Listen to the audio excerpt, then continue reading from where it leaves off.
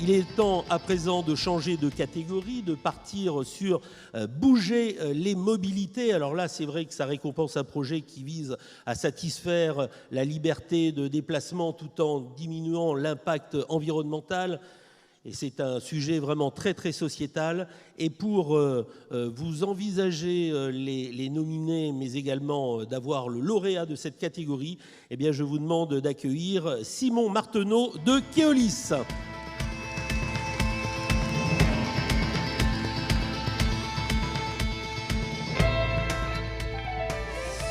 Simon, merci d'être avec nous. Bouger les mobilités pour Keolis, j'aurais tendance à dire que c'est un petit peu tout à fait normal de soutenir, d'accompagner. C'est un peu les raisons de votre engagement sur ce prix ? Oui, tout à fait, exactement. Et merci énormément de nous avoir donné la possibilité de remettre ce prix. C'est une vraie fierté que d'être ici à Saint-Malo au FEB pour cela.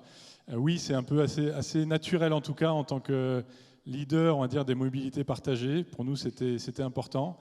On reste à l'écoute dans un secteur qui est très, très, très mouvant, avec énormément de créativité, énormément d'innovation. Pour nous, c'était important de pouvoir justement voir ce qui se passe dans les entreprises, et il se passe énormément de choses. Cette innovation, après, on l'utilise pour la mettre à disposition de nos clients, les collectivités qui demandent des innovations pour répondre aux enjeux de demain sur les mobilités, notamment la décarbonation. Alors, match très disputé parce qu'ils étaient 6 en lice pour tenter d'obtenir ce prix. Taxi Rail, Wencoop, le groupe Lacroix, Gallian, la SNCF et EOP. Alors, match très serré. Vous allez nous livrer vraiment le lauréat de cette catégorie, bouger les mobilités.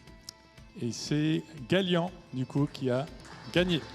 Bravo avec son Cargo Rail, le formidable électrique. Voilà, et regardez-le, il est en train d'arriver. C'est un process très intéressant qui permet de mettre à la fois 2 adultes, mais également 2 enfants. Bravo, et il va même venir sur scène, vraiment, ou devant de la scène. Non, ça, vous voulez un petit coup de main ? Regardez ça comme c'est beau. Magnifique, bravo, venez nous rejoindre.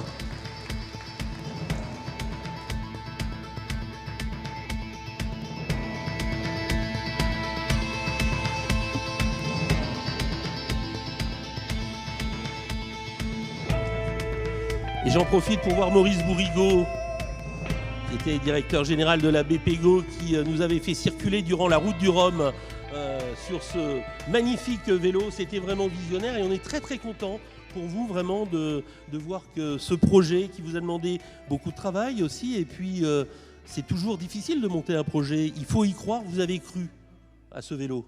Merci à tous, merci à l'organisation du FEB pour ce prix, merci à Keolis. C'est du travail, c'est vrai, mais c'est tellement passionnant que ça n'en est pas. En fait, c'est une passion, donc c'est vraiment... on est hyper content de notre numéro 2, hein, c'est le numéro 2. On est passé sur ce mode de déplacement, on va dire actif, parce que c'est un vélo qui a deux caractéristiques. Donc un moteur qui permet d'assister le pilote, qui peut emmener donc un deuxième adulte à l'arrière sur des distances allant de 10 à 18 km, comme on peut le faire, une autonomie de 60 à 90 km, et 2 enfants devant. Donc la révolution, comme on parle au FEB, de la révolution de demain, aujourd'hui, on a une révolution qui est présente ici, qui permet d'aller décarboner nos mobilités en apportant un véhicule beaucoup plus léger qu'une voiture, puisqu'on sait que 75% des déplacements qui sont réalisés aujourd'hui avec une voiture sont faits sur moins de 5 à 6 km. Donc ça permet vraiment de emporter 2 enfants. On peut y faire. Ah, puis c'est super bien fait parce que on a travaillé sur. Ouais, regardez, c'est sur super les moelleux, deux portes. super moelleux, avec des vides-poches de chaque côté. Je vais vous dire, là, les enfants, ce sont les plus heureux du monde. Hein. Et le deuxième challenge pour nous, il n'est pas simplement sur l'objet de mobilité qui va venir un peu changer nos modes de déplacement, nos modes de vie aussi, parce que mode de déplacement égale mode de vie. C'est aussi de réindustrialiser sur notre territoire. Jean-Marc et moi, on est à fond sur la réindustrialisation, le soudage du cadre. Aujourd'hui, il est fait en Occitanie. On a parlé de l'Occitanie lors d'une précédente intervention. Et aujourd'hui, c'est de souder le cadre à la Jeannet pour travailler sur cette activité de soudage et de montage. Donc on a plus de 90% de la valeur qui est française et on a commencé nos précommandes il y a quelques mois et on est fiers de nos premiers clients et des prochains. Je crois que vous avez fait des fois des trajets assez longs avec. Hein. Oui, l'année dernière sur la route du Rhum avec le premier, j'ai fait Rennes-Saint-Malo pour emmener les mugs de la BPGO au Banque Populaire 11 en effet.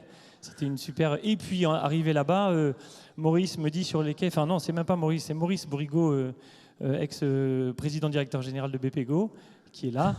Directeur général, qui est au deuxième rang, qui est en train d'immortaliser l'instant. Que je ne connaissais pas et qui est au téléphone à côté du vélo devant ce beau bateau et qui dit à son interlocuteur, mais je ne serai jamais au Braise Up Café où vous étiez où on faisait le brunch des skippers. Et grâce à ça, eh bien, on avait tous les skippers. J'ai dit à Maurice, mais Maurice, monsieur Bourrigaud, vous pouvez monter derrière, je vous emmène. Enfin, montez sur mon vélo, je vous emmène. Et Maurice, il dit, mais je ne vais pas pouvoir monter devant, comment je fais?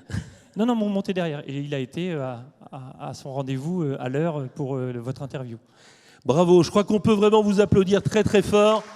Magnifique réalisation qui trouve sa concrétisation avec ce prix, même si ça a été vraiment un gros match entre les 6 candidats.